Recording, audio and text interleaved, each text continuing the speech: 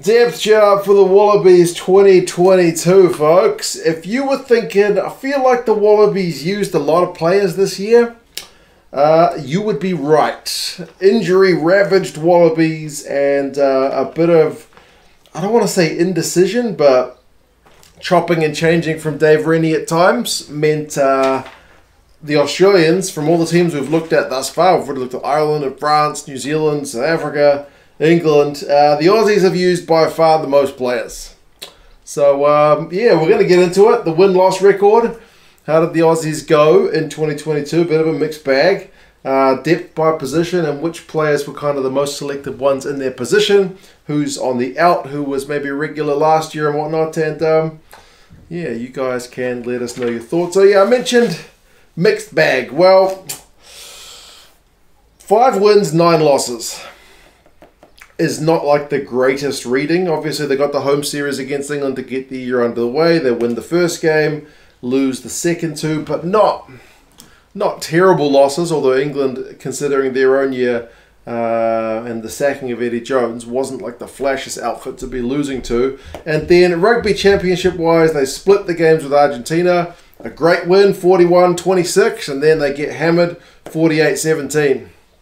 It's going up and down. Split the results against South Africa, 25-17. Then lose 24-8 the next week. So again, mixed bag. They probably should have beaten New Zealand in that first game at home. They lose 39-37. Remember the controversial refereeing called the death. And then they lose over in NZ 40 points to 14. So just no consistency from the Wallabies whatsoever. And then they go on tour of Europe at the end of the year. They win against Scotland by a point.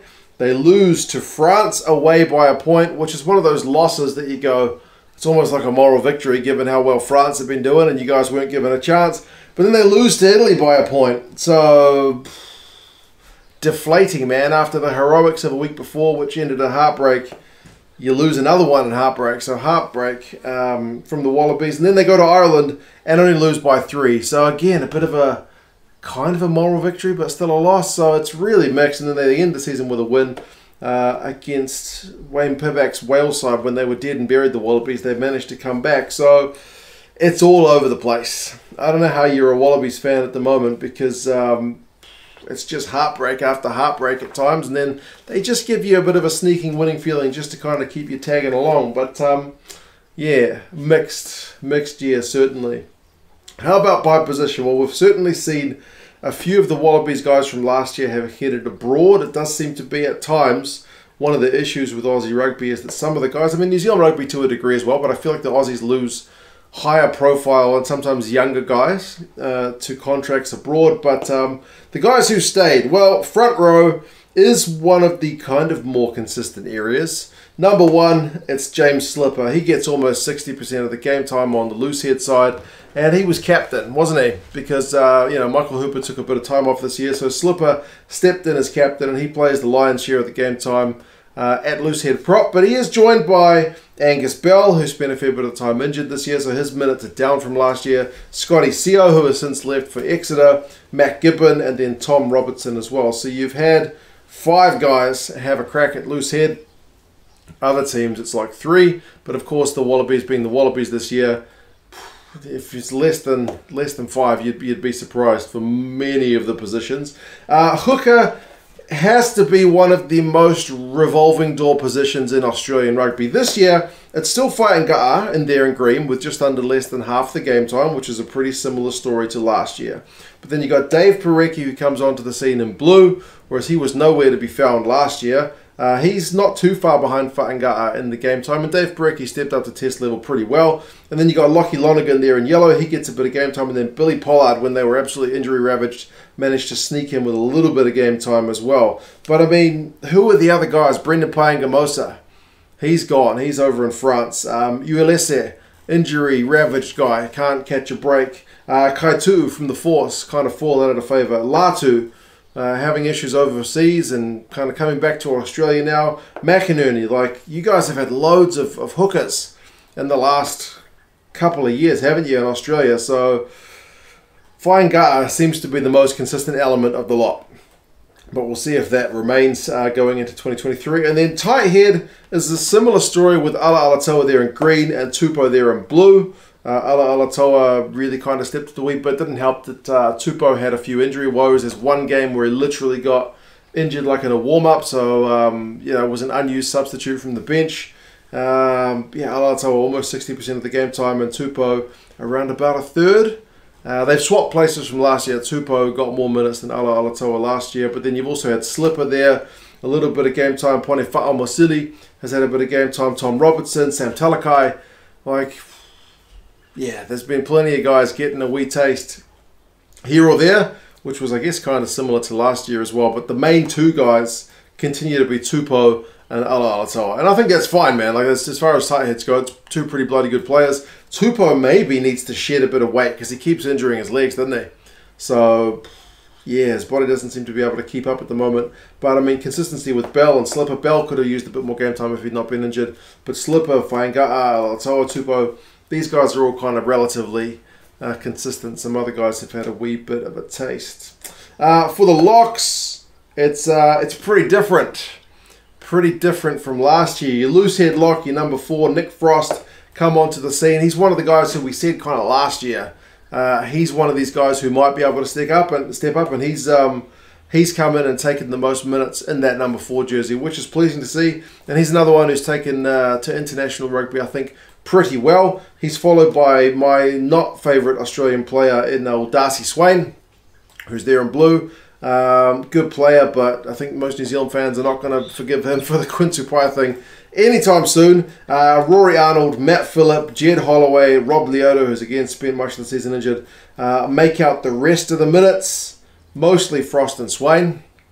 Not the most experienced guys you'll ever see. And then Arnold, as I mentioned there in yellow, he's one of those abroad guys who kind of gets picked here and there, but like kind of Will Skelton, who we'll see in number 5, does he justify the spot? It'll be interesting to see who Dave Rennie goes with as we head into a World Cup. Whether he sticks with the kind of domestic talent or if he bends the rules a wee bit or puts all his money onto these kind of overseas-based guys. We'll have to see. 5 is Caden Neville. Similar minutes to Nick Frost, really. The two of them proved a pretty good duo. Matt Phillip is a guy whose minutes kind of suffered a wee bit this year, spent a fair bit of the season out. He's there in blue. And then Will Skelton there in yellow. So him and Arnold are in yellow at 4 and 5. So Will Skelton there at 5, Arnold there at 4. Didn't get a heck of a lot of game time, eh? I mean, Will Skelton gets talked up a lot because of his size. But with like 10% of the game time, it's kind of hard to see the impact. And in the few games that we did get to see him play, I mean, it's really hard. It's hard to kind of live up to that big expectation, isn't it? You've also had Jed Holloway, Frost and Swain kind of switching from position to position. But, I mean, your main guys in 2022 anyway have been Neville, have been Frost, have been Swain, have been Phillip. Those are your 4 main guys with Arnold and Skelton. Like I mentioned, kind of cameos from abroad. But some of the guys you've lost, man. I mean, Isaac Ryder was one of your leading guys last year. He's, not in the mix. And then Lukan Salakaia-Loto is one of those guys who I'm mentioning kind of in his relatively prime years. Falls out of the squad ever so briefly last year and just, he's gone. So, I mean, Salakaia-Loto didn't have that much game time last year, but yeah, it's still a loss, certainly, to Aussie rugby. But there's a lot of players there. A lot of guys have been used. I'm remembering Neville spent probably a few months out injured, so it was pleasing to see him get as many minutes as he did. The back row tends to be an area where the Aussies look pretty strong, and if you're looking at number 7, there's only 3 players. Unbelievably, every other position tends to be like at least 4 or 5 guys or more who've been chosen at one point or the other. But we'll start with 6 because that is a bit more messy, and God, the Aussies had so many yellow cards. And when doing these depth charts, the yellow cards are a real pain in the backside because often the back line or the forward pack has to shuffle around, and often number 6 is the jersey that suffers. But anyway, that is what it is. But Jed Holloway, with almost half of the game time there at number 6 in green, he's another one who's just like stepped in, like Neville, like Frost. Wasn't really in the picture. Has kind of become this leading guy. He is that kind of lock-loose forward, so adds a bit of tall timber, at line-out time. And I think the Aussie line-out was okay. All the southern line-outs weren't that flash this season. It was all about the Northern Hemisphere teams, but certainly he's an extra option. And with Rob Leoto, who's there in blue, being injured for the time that he was. Obviously, you need a kind of a big man replacement if you want that kind of role. And interestingly, it's Ned Hannigan there in yellow as well. So the three kind of leading guys are all lock loose forward guys. So that seems to be a preference for Dave Rennie at the moment. I mean, you still have Pete Samu there. You got Wilson there in red, Valentini, and then even Hooper a wee bit.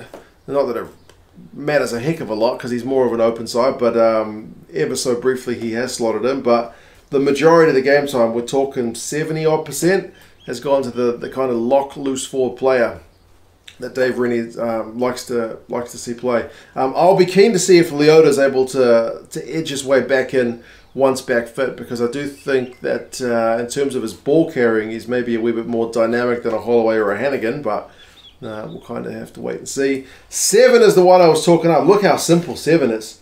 Fraser McCright in green, Michael Hooper in blue, Pete Samu in yellow. I think that's a pretty healthy looking depth chart. Obviously, if Michael Hooper doesn't take that wee bit of time off to get himself mentally right, then he would certainly have a lot more minutes than what he does. He would have more than McCright. But it's great for McCright to get that game time. He needs that game time. Sometimes when you've got a guy like Michael Hooper, it does mean the other guys just don't get a chance. They end up taking contracts abroad. But McCright got a decent crack at it this season and going into a World Cup year. To say this guy's played as many test matches as he did and played pretty well, I think that's certainly experience in the bank. And then Pete Samu there in yellow, bit of a jack of all trades, isn't he? He features at 6, 7, and 8, and I think he does a decent job wherever you like to line him up. So 7, that's pretty stable. I think more stable than any other position. Maybe also 9. Tends to be just 3 guys. We'll get to that in a minute. Number 8, the most dominant player in any one position for the Australians this year was Rob Valentini there at number 8. Almost 80% of the game time. And he was in cracking form. I can see why you wouldn't drop him. Phenomenal athlete. Like, they get him the ball from line-out moves. He's a really dynamic ball carrier. He's not been injured this year. Phenomenal. His minutes are up from last year. More of a specialised 8 this year. Remember, he played a fair bit of 6 last year. Whereas this year, he's pretty much been in the 8 role. Pete Samu is also there. Longy Gleeson is another guy who kind of came in and had a little bit of game time. And then Harry Wilson. Harry Wilson kind of suffers from the fact that Valentini has had as many minutes as he had. So Harry Wilson really kind of limited to scraps this season. A couple of other guys in the loose forwards who we've not seen this year. Obviously, Swinton spent pretty much the whole year out injured, didn't he? And then Isi Naisarani is another one who's no longer in the scene. But yeah, that's essentially your forwards for the Aussies. Valentini is your most consistent guy, but positions like 4 and 5 and also 2 and 7, these are all guys who the leading guy gets less than half the game time. Now, 7's a bit of an exception because Hooper would have got him, but yeah, a lot of the other positions moving a few guys around. That seems to be a thing this year. I should have mentioned this at the start of the video, but by the way, we're not looking at the Aussie A games here. We're only looking at the Aussie Test matches. So the Aussies certainly have built a bit of depth by playing the Aussie A games in Australia and Japan. So Dave Rennie is looking to build experience. And some of the guys who played well there directly got Wallabies game time out of that. Looking at like a Mark Nawani for that kind of thing. But anyway, we will get into the backs. 9 and 10. 9 is pretty much the same as last year. Like, as much as the forwards were revolving around a lot, the backs, I think, are largely more stable. Nick White is the same leading candidate at number 9 as was last year. He gets 60-odd% of the game time. And then Jake Gordon and Tate McDermott there in blue and yellow. They've swapped places. It used to be Tate was the second guy, Gordon was the third. Now it's the other way around. But still, Nick White is your leading guy. And then 10. Goodness gracious me, Australia. You've used a lot of players at 10. This is a real question mark, isn't it? Like, most of the countries that we've looked at so far don't have this many guys playing at 10. Like, England was pretty much Marcus Smith. New Zealand was pretty much Bowden and Richie Mo'unga. You know, Ireland, it's like Sexton and then backup, whoever it's going to be. France, it's Intermac and then maybe a little bit of Jalibert. But, geez, I mean, Lolosio is the main guy there in green with like 40% of the game time. But I still feel like he's not Dave's first choice. I don't feel like he has the confidence of Dave. And this was the same last year. Although Lolosio had more minutes than Cooper last year, you felt like in a pinch, if Dave was going to pick a 10, he's picking Cooper. So this year, it's Lolosio in green. Bernard Foley back into the mix there in blue. Gets a big chunk of game time. James O'Connor there in yellow. His stocks have certainly fallen. He couldn't make the Wallabies end of year's tour. Reece Hodges had to step in once, I think it was once or twice, in purple. Ben Donaldson got a wee crack there in red, and then Quade Cooper did play but then got injured there in orange. So that's like, who's the guy going into the World Cup? If Cooper's fit, I guess it's Cooper, but it's hard to say based on this year because he was just injured. So I feel like Lolosio needs a bit more backing, but I can feel he doesn't have the confidence of the boss, eh? Despite the fact that he once again gets more minutes than anyone else. So yeah, that's how it lines up. A real mixture at 10, and it's still a big time question to be answered for Australia. Midfield is a little bit more consistent in that we still have our two main candidates from last year as well. Hunter Paisami is your main 12, although he's only getting like a third of the game time there. Karevi's there in blue. Remember, he spent some time on the sidelines as well, so probably would have had more time. Ikitau there in yellow. Foketi, Hodge, Simone. So there's a few guys who have donned that kind of 12 jersey or played a bit of inside centre for the Wallabies this year. But pretty much Paisami, Karevi, Foketi, and then Ikitau when switching positions. So I feel like it's Paisami or Karevi. If Karevi's fit, it's definitely Karevi. And Karevi and Ikitau make a great combo. And then if you're looking at 13, it's Ikitau. Apart from Valentini, Ikitau has been the most consistent feature of the Wallaby squad this year.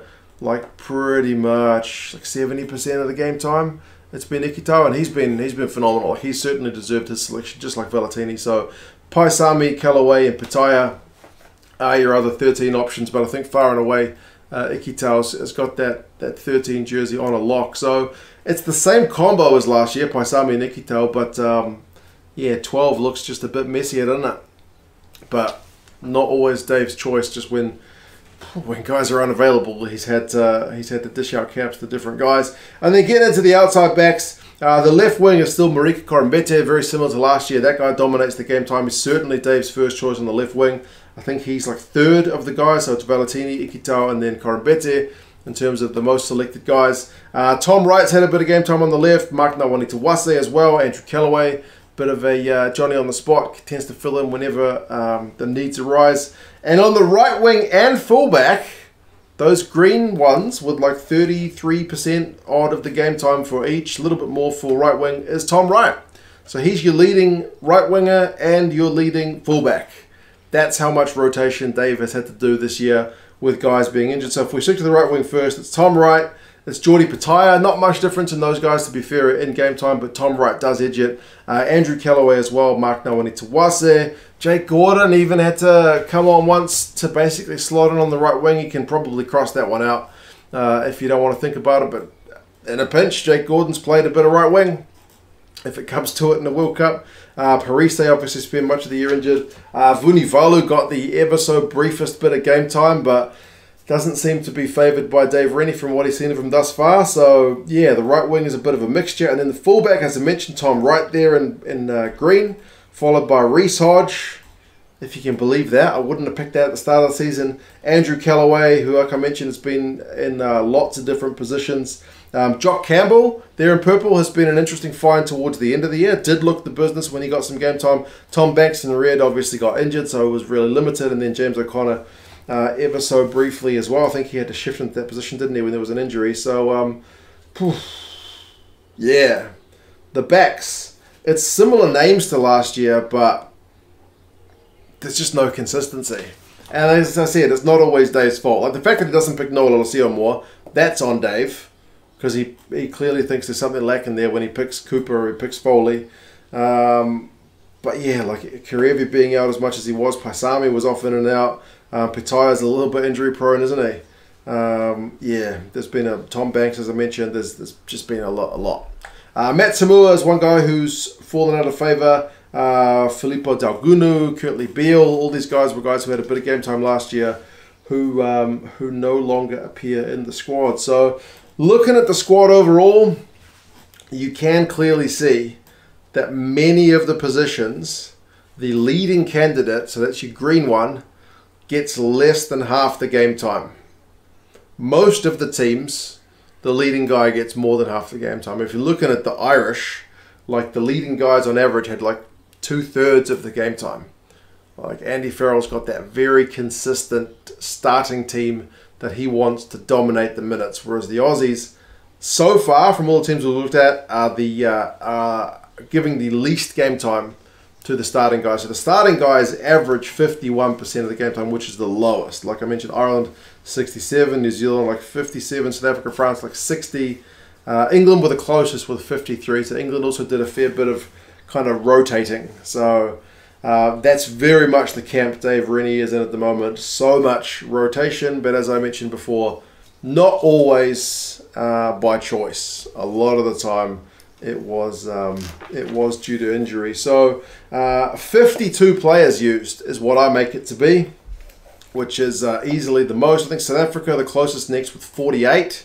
And like teams like New Zealand 44, France 45, Ireland 45. So genuinely Australia have used a lot more players than everybody else. Now if we're looking at the most selected 15 this year, the front row Slipper, Faingata and Alatoa, that's pretty much the same as what it was last year. As I mentioned, Alatoa and Tupou swap places. The Locks, Frost and Neville, that's different from last year. Neither of those guys were the leading candidate last year. Holloway, McCright and Valentini. Only Valentini is the leading guy from last year. So of the forward pack, most of these guys who are the leading guys are different from last year. Keeping in mind like Hooper would be if not for his time off and whatnot. But yeah, that is what that is. White and Lolosio, that's the same as last year. Paisami, Ikitau, that's the same as last year. Corumbete is the same as last year. But then Tom Wright and Tom Wright at 14 and 15, that's different from last year. Last week it was Callaway. Last year it was Callaway and Banks. But yeah, bit of chopping and changing. So yeah, average age like 27. So a little bit older than the young squads of like Italy, France, England.